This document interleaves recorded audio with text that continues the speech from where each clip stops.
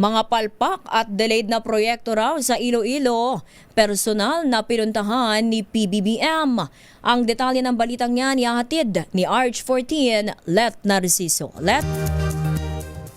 Personal na nag-inspeksyon si Pangulong Ferdinand Marcos Jr. sa ilang flood mitigation projects sa Iloilo City. Partikular na binisita ng Pangulo ang flood control projects sa Section 9 and 10 projects sa Haro, Iloilo. Batay sa paglalarawan ng Presidente sa ginawang flood control projects sa nasabing lugar, palpak o hindi nagawa ng maayos ang proyekto.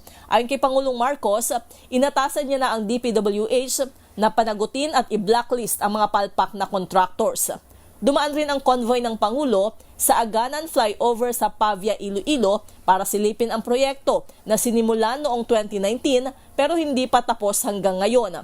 Base sa mga ulat, mali ang orihinal na disenyo at pagsusuri sa lalim ng pundasyon kaya kailangang ayusin gamit ang jet grouting.